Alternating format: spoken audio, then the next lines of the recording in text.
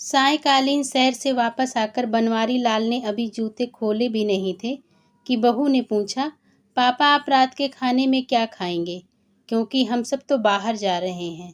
अच्छा, बनवारी लाल ने विचारते हुए कहा। वैसे आज रविवार तो नहीं था, किसी की शादी हो ऐसा भी याद नहीं आ रहा। शायद किसी के जन्मदिन या वर्षगांठ की पार्टी होगी। उन्होंने मन ही मन सोचा। वैसे मुझे इससे क्या? अपने विचारों को झटकते हुए उन्होंने जूते रैक में रखे और बहू की ओर मुखातिब होकर बोले, ऐसा करना बेटा, तुम 2 फुलके बना देना, मैं दूध के साथ खा लूँगा। पापा 3 फुलके सुबह के रखे हैं। आप अगर बहू ने अपना वाक्य अधूरा छोड़ दिया था, पर बनवारी लाल समझ गए थे कि बहू की नीयत फुलके बनाने की नहीं है, पर सुबह की घी वाली रोटी खाएंगे तो उन्हें गैस हो जाएगी। आज सुबह भी बहू ने बिना मिर्च की सब्जी भी नहीं बनाई, तो उन्हें तेज मिर्च मसाले वाली तरकारी खानी पड़ी। अब तक खट्टी खट्टी डकारें आ रही हैं। इस उम्र में पेट को संभालना, हाजमे को दुरुस्त रखना, किसी बिगड़ैल औलाद को संभालने से कम नहीं है। उन्होंने मन ही मन सोचा।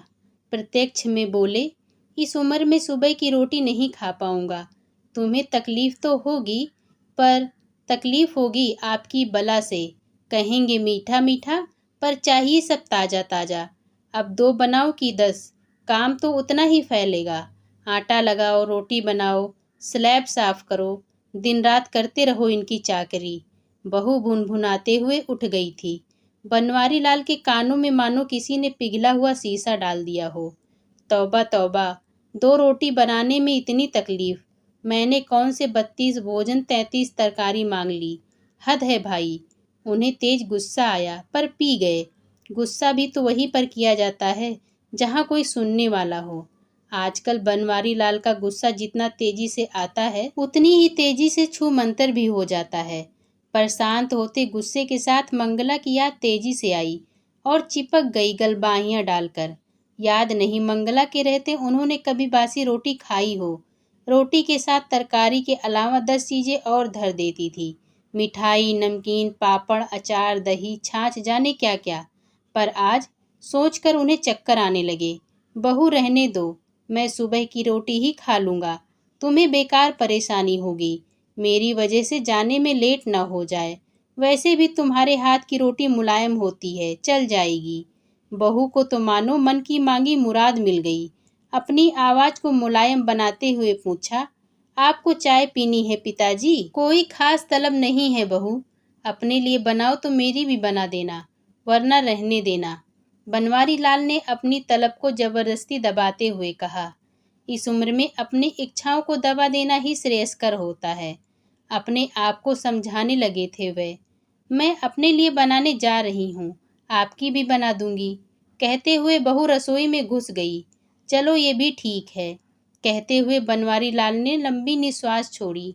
वाह रे जिंदगी, लाखों की जायदाद आज भी मेरे पास है। ये घर भी अभी मैंने बेटे के नाम नहीं किया। इकलौता बेटा है तू मेरा, मरने के बाद तुम्हारा ही है, कहकर बेटे की इस तरह की पेशकश वे कई कई बार ठुकरा चुके हैं।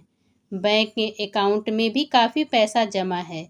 इसके बाद भी अगर एक प्याली चाय और 2 ताज़ा गर्म रोटी के लिए तरस जाएं, तो उन बूढ़ों की क्या हालत होती होगी जिनके पास जमा पूंजी के नाम पर अतीत की यादों के अलावा कुछ भी नहीं होता। बनवारी लाल ने आराम कुर्सी पर आंखें बंद की तो तुरंत मंगला मैडम उपस्थित हो गईं। इसीलिए कहती थी, थोड़ा बहुत रसोई का काम हर मर्द को आना चाहिए। पता नहीं कब क्या जरूरत पड़ जाए। अपने हाथ जगन्नाथ होते हैं। वो हाथों को नचाकर बोली तो बनवारी लाल हंस पड़े। आपको हंसी आ रही है? अरे भाई, जरूरत पूछकर तो नहीं आती। कम से कम आदमी को भूखा तो नहीं रहना पड़ता। पर आपने तो चाय बनाना भी नहीं सीखा। उस समय अगर मेरी बात सुन ली होती तो आज यह दिन। मंगला की अधूरी बात का अर्थ और दर्द दोनों बखूबी समझते थे वो। पर क्या कहें, जो देह से अनुपस्थित हो उसकी बात का क्या जवाब देते वो। जब से मंगला गई है, बनवारी लाल का आधा दिन और पूरी रात इसी तरह की प्रतिध्वनियों से आच्छादित रहता है। बनवारी लाल की आंखों से आंसू छलककर गालों पर लुढ़क गए, मानो मंगला ने अपनी उपस्थिति को जीवंत कर दिया हो। जब तक मंगला थी, गृहस्थी का कोई काम उन्होंने किया हो ऐसा उन्हें याद नहीं। बस आर्थिक पक्ष का ध्यान रखना ही उनकी जिम्मेदारी थी, जिस पर उनकी पकड़ हमेशा ही बड़ी मजबूत रही। उनके कपड़े के व्यापार ने सदैव उनका साथ दिया, जिसकी बदौलत घर बनाना, बच्चों की पढ़ाई, शादियां सब आराम से संपन्न हो गईं और जरूरत भर पैसा आज भी हाथ में है। यूं मंगला के हाथों में अच्छी बरकत थी। फिजूल खर्ची तो नाम मात्र भी नहीं थी। न ज्यादा महंगे कपड़े और गहनों का शौक, ना ही कहीं किटी पार्टी, ना ही आए दिन फिल्म जाने की ललक, ना होटलों का कोई शौक। सदैव दूसरों की खुशी में खुश होती वो सुघड़ गृहिणी बनवारी लाल के किसी पुण्य का फल रही थी। यूं बनवारी लाल भी भरपूर और इज्जत करते थे अपनी पत्नी मंगला की, पर कभी उसके सामने इस बात का इजहार नहीं कर पाए। काश कभी उनकी तारीफों के पुल बांध पाते, कभी बालों में गजरा लगा पाते, कभी बाहों में बाहें डाले घूमने जा पाते, कभी फिल्म देखते हुए किसी रोमांटिक सीन पर थिएटर में ही बाहों में जकड़ा लेते। ऐसे न जाने कितनी बातें जो वे करना तो चाहते थे पर कर नहीं पाए। कभी आई लव यू मंगला जैसे अदद 4 शब्द भी नहीं बोल पाए।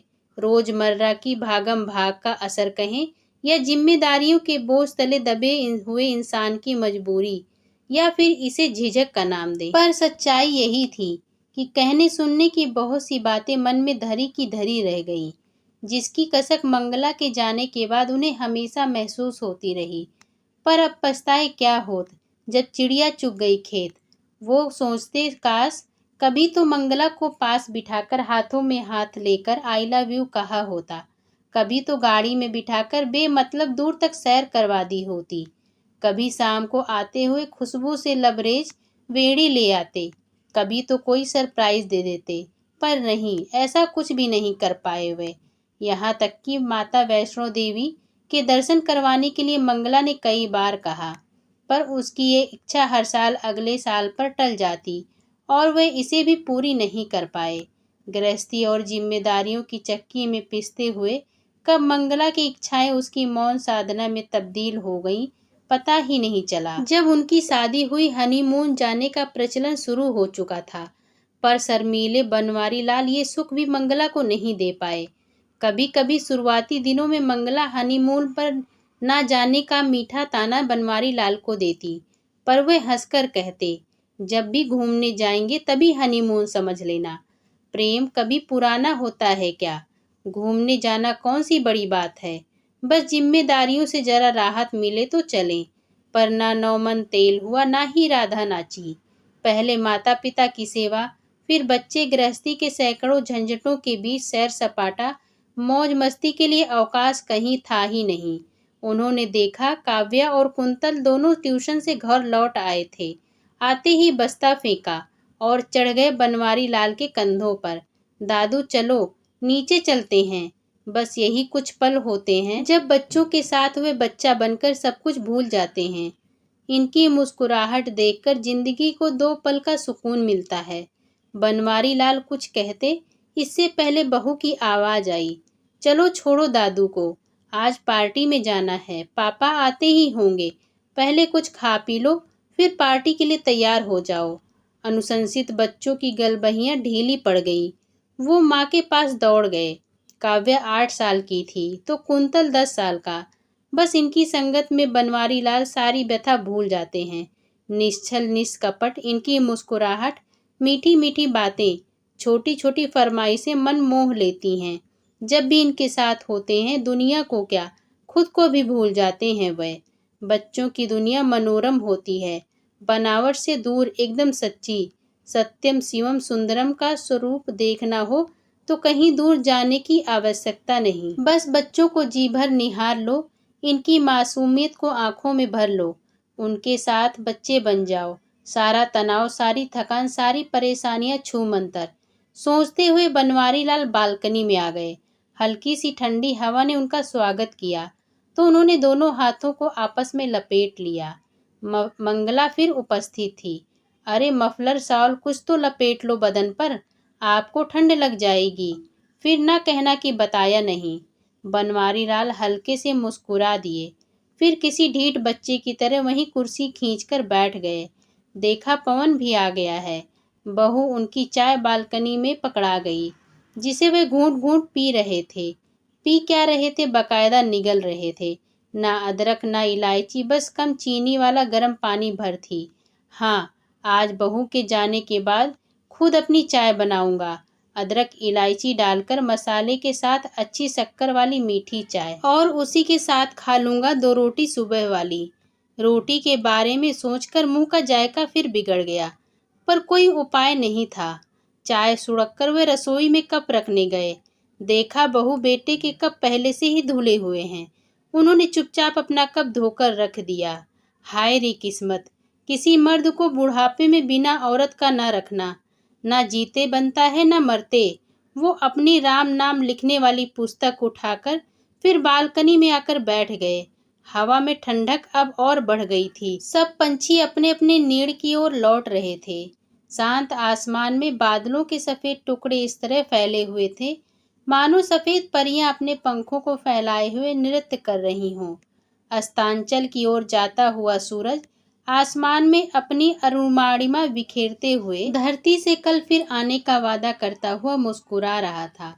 ये सब देखने और महसूस करने के क्रम में उनकी नज़र बालकनी की मुंडेर पर रखी हुई तुलसी पर पड़ी, तो लगा झरझर झरते तुलसी के मुरझाए पत्ते अपनी दुर्दशा की शिकायत सीधे बनवारी लाल से कर रहे थे।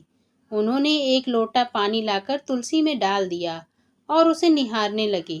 2-4 मिनट बाद ही उन्हें लगा कि तुलसी का मुरझाया चेहरा पर मुस्कुराहट लौट आई थी, जिसे देखकर उनके चेहरे पर भी स्मित उभर आया था। उन्होंने मन ही मन रोज तुलसी की सार संभाल करने और पानी पिलाने का संकल्प लिया, तो एक आत्मसंतुष्टि से भर उठे वे। उन्हें याद आया, मंगला रोज सुबह तुलसी मैया को पानी पिलाती और सांझ के समय तुलसी के बारे पर दिया जलाते हुए जाने क्या क्या गाती। अब तो संध्या दीपक न भगवान के आगे जलता है न तुलसी जी के बारे पर। जाने कितनी बातें, कितने संस्कार और कितनी परंपराएं हैं जो मंगला के साथ ही इस घर से विदा हो चुकी हैं। बेचारी बहू भी क्या क्या करे। घरेलू काम, बाजार, बच्चों की देखभाल, किटी पार्टी, रिश्तेदारी, सहेलियां, एक अनार 100 बीमार। सास थी तो सहारा था।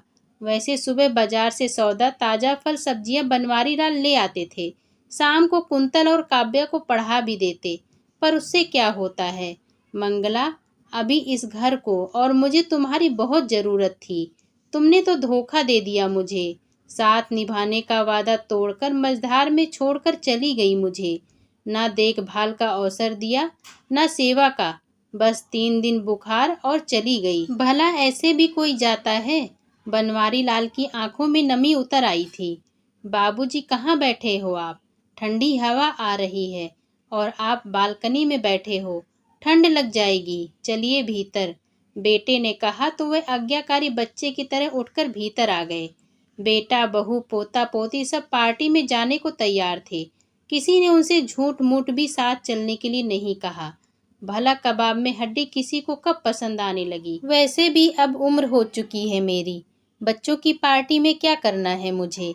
अब तो हरि भजन में मन लगाने की बेला है बामरे।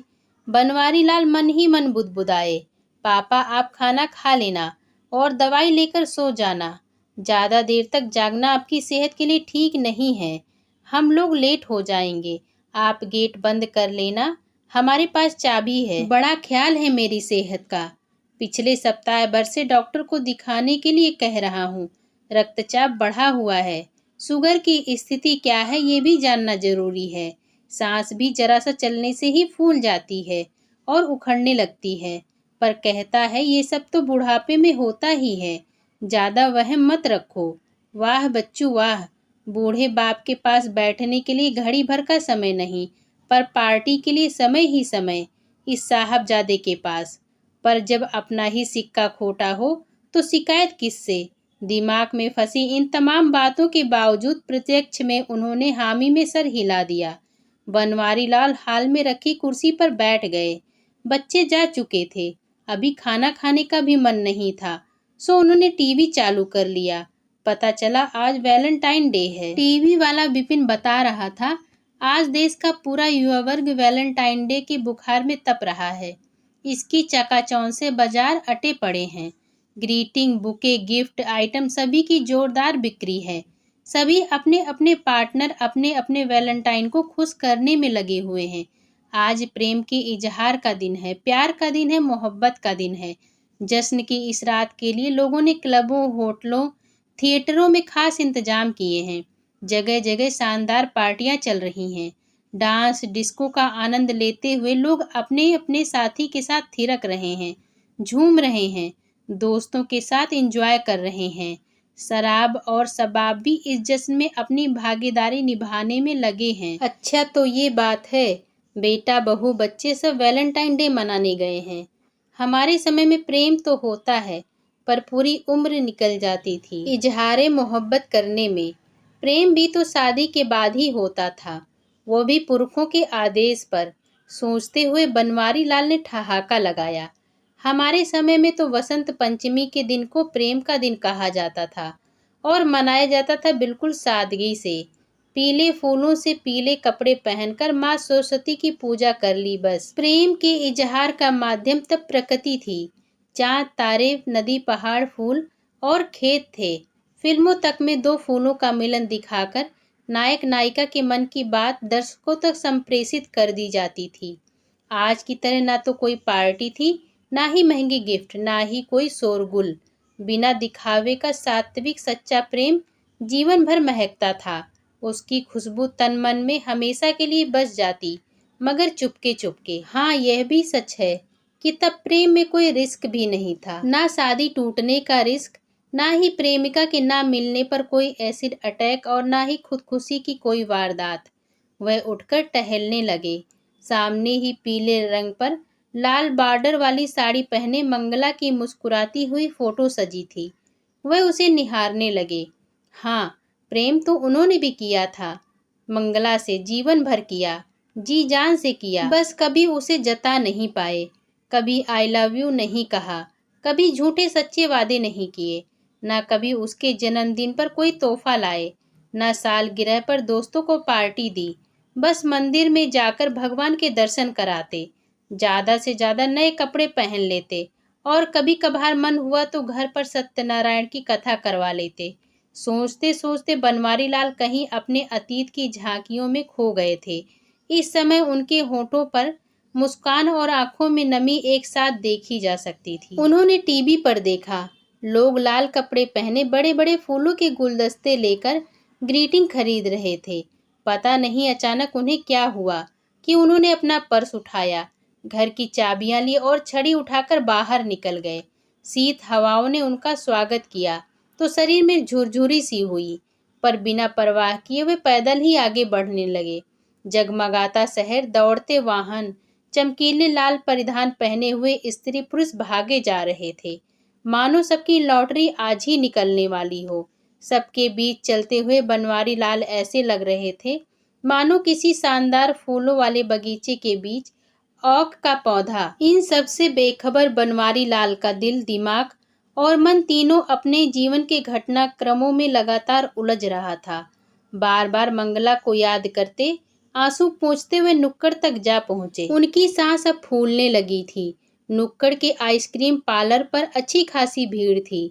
जिनकी जेब होटल क्लब का खर्चा नहीं उठा सकती, वह यहाँ ice cream, cold drink, cold coffee का मजा ले रहे थे। उखड़ती हुई सांसों के उतार चढ़ाव को महसूस करते हुए वह वहीं पर एक कुर्सी पर विराजमान हो गए। तभी एक बैलून बेचने वाली लड़की ने पुकारा, दादा बैलून लोगे? घर जाना है, बस थोड़े से ही बचे हैं। बनवारी लाल ने देखा, लगभग 10-12 रंग बिरंगे गुब्बारे थे। गुब्बारे मंगला को भी खूब पसंद थे। जब बच्चे छोटे थे वह उनके साथ गुब्बारों से खूब खेलते हुए खुद भी बच्ची बन जाती थी। पर अभी वो बलून लेकर क्या करें? बलून बेचने वालों की आंखों में सच्चाई और मासूमियत उनका ध्यान खींच रही थी। मंगला जब भी बाहर निकलती 2-4 रुपए की रेजगारी जरूर लेकर निकलती थी, जो जरूरतमंदों में बांट देती थी। कभी वो टोंकते तो हंसकर कहती, भगवान का शुक्र है कि हमें लेने वालों की नहीं देने वालों की कतार में रखा है, और 1-2 रुपयों के बदले आपको लाखों की दुआएं मिलती हैं। फिर इतना सा बचाकर हम कोई महल तो खड़ा नहीं कर पाएंगे, बनवारी लाल ने उस लड़की को पूरे 200 रुपए दिए और सारे बैलून खरीद लिए। लड़की विस्फारित नेत्रों से उनको देखते हुए बलून उन्हें देकर चली गई, पर जाते जाते भी 3-4 बार मुड़ मुड़कर पीछे देखती रही। बनवारी लाल हाथों में पकड़े रंग बिरंगे बैलून निहार रहे थे। आंखों से टप टप आंसू बह रहे थे। फिर अचानक जाने उन्हें क्या हुआ, उन्होंने आंसू पोंछे और बीच सड़क पर आ गए। बैलून हवा में उड़ाते हुए जोर से चिल्लाए, मंगला, आई लव यू। उनकी सांस तेजी से फूलने लगी। आसपास खड़े लोग जब तक कुछ समझते उन्हें थामते, वे लड़खड़ा गए। सांस बेकाबू हो गई और वे धम्म से सड़क पर गिर पड़े। लोगों को समझ में नहीं आ रहा था क्या हुआ, कैसे हुआ, कौन है ये शख्स।